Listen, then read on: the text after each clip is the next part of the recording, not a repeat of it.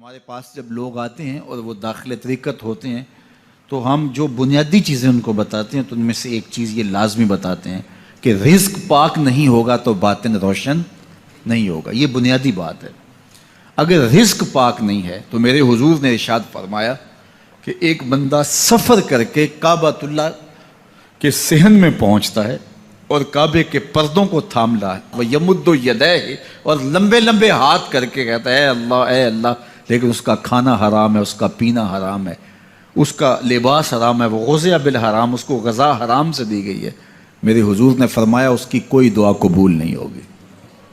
سفر کیا, جنگل پہاڑ کاٹے, سمندروں کو پاٹ کر کے آگے گیا, ہواؤں کے کلیجے چیر کے آگے بڑھا, مہینوں کی مسافتیں طے کر کے گیا اور کعبۃ اللہ کے سامنے کھڑا ہے, سین حرم میں مطاف میں کھڑا ہے, لیکن اس کا جسم حرام سے پلا ہے. اس نے جو پہنا ہے اس لباس کا تانا یا بانا حرام کا ہے, اس کو غذا حرام کی دی گئی ہے, اس نے پیا حرام کا ہے, اس نے کھایا حرام کا ہے, تو پھر اس کا یہ سارا سفر رائے گاں چلا جائے گا, اس کو کچھ نصیب نہیں ہوگا.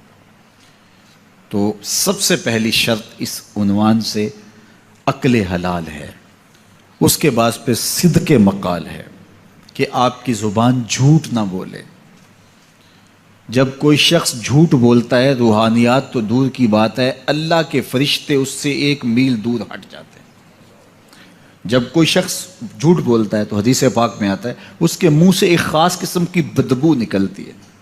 اس بدبو کو ہم نہیں سونگھ پاتے لیکن فرشتے سونگھ لیتے ہیں, چونکہ فرشتے انتہائی حساس مخلوق ہے اور وہ جھوٹ کی وجہ سے نکلنے والی بدبو کو سونگھتے ہیں. اللہ نے حضرت امام اعظم امام ابو حنیفہ رضی اللہ تعالیٰ عنہ کو یہ بصیرت عطا کی تھی اور یہ باطنی نظر بخشی تھی کہ جب کوئی شخص وضو کرتا تھا تو اس کے وضو کے پانی سے پہچان لیتے تھے کہ یہ کس گناہ کا مجرم ہے. جب بندہ وضو کرتا ہے تو وضو سے ہاتھوں کے گناہ جھڑتے ہیں, منہ کے گناہ جھڑتے ہیں, تو وہ وضو کے پانی سے اس بات کو محسوس کرتے تھے. اللہ نے ان کو وہ بصیرت عطا کی تھی, لیکن انہوں نے اللہ کی بارگاہ میں عرض کی مالک مجھ سے یہ چیز چھین لے, یہ چیز مجھے نہیں چاہیے. لوگوں کے بارے میں جو ہے وہ ایسا گمان پھر پیدا ہوتا ہے. تو فرشتوں کو اللہ نے وہ حساس جو ہے وہ پاکیزہ وجود دیا, اور ان کی حس ایسی ہے کہ وہ بدبو جو انسان بولتا ہے اور لفظوں سے جو اثرات نکلتے ہیں وہ محسوس کرتے ہیں. تو جب کوئی شخص جھوٹ بولتا ہے تو اس کے جسم سے, اس کی زبان سے جھوٹ کے ساتھ بدبو نکلتی ہے. اللہ کے فرشتے 1 میل دور تک پیچھے ہٹ جاتے ہیں. تو مجھے بتائیے جو شخص جھوٹ بولتا ہو کیا اسے کوئی روحانی مرتبہ مل سکتا ہے؟ یہ سوچا بھی نہیں جا سکتا, یہ امکانات سے ہی نہیں ہے. اللہ کے محبوب علیہ السلام سے پوچھا گیا کہ حضور کوئی مسلمان کوئی مومن کیا بزدل ہو سکتا ہے؟ فرمایا نہیں, وہ بہادر ہوتا ہے, لیکن ہو سکتا ہے کبھی اس سے بزدلی بھی سرزد ہو جائے. انسانی کمزوری ہے, کبھی انسان بہت طاقت میں ہوتا ہے اور کبھی انسان کمزور بھی پڑ جاتا ہے. فرمایا ہو سکتا ہے کبھی اس سے ہو بھی جائے. پھر پوچھا کہ بخل کر سکتا ہے؟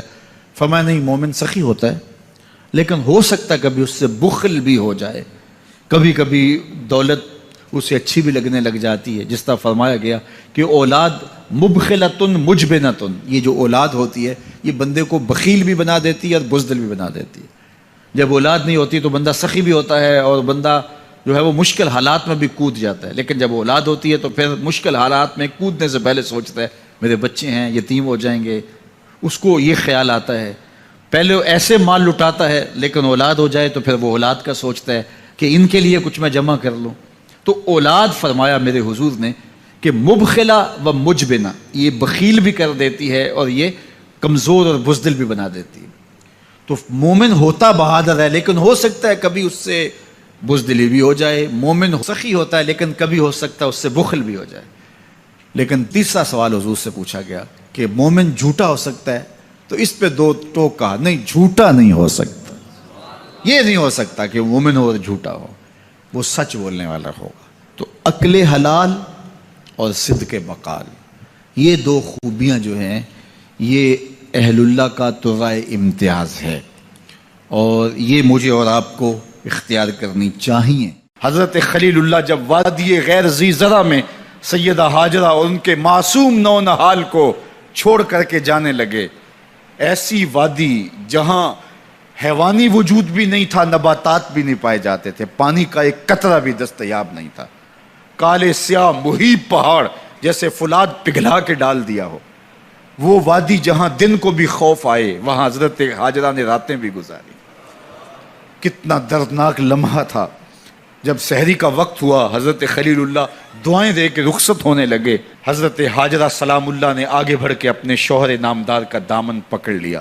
تمسکت بِأَزْيَالِهِ، دامن پکڑ کے بولی، میرے شوہر نامدار، اس محیب وادی میں، اس پہاڑوں کے دامن میں جہاں دن کو بھی خوف آئے، نونہال معصوم کے ہمراہ مجھے چھوڑ کے کہاں جا رہے ہو؟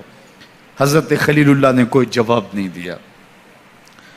پھر قدم اٹھایا تو زوجہ نے پھر دامن پکڑا، پھر وہی سوال، پھر کوئی جواب نہیں آیا. تیسری مرتبہ دامن پکڑا، خلیل اللہ کی جانب سے کوئی جواب نہیں آیا. تو خاتون خود بولی، کیا اللہ کا حکم تو نہیں؟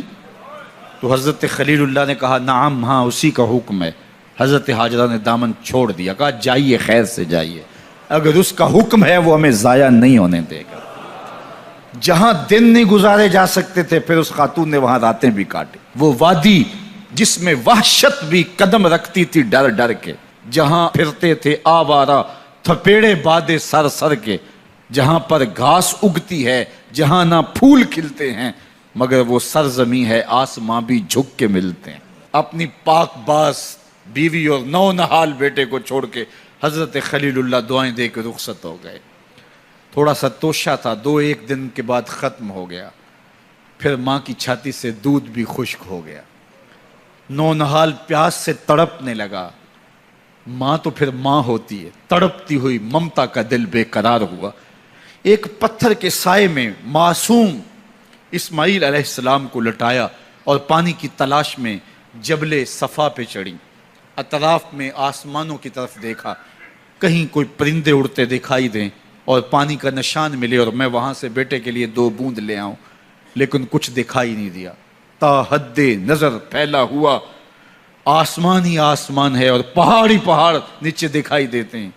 پھر مروہ پہ آئیں، درمیان میں نشیبی جگہ تھی، وہاں بیٹے کا من موہنا چہرہ دکھائی نہیں دیتا تھا. دوڑ کے گزری اور جا کے صفا پہ گھوم کے دیکھا، کچھ نظر نہیں آیا.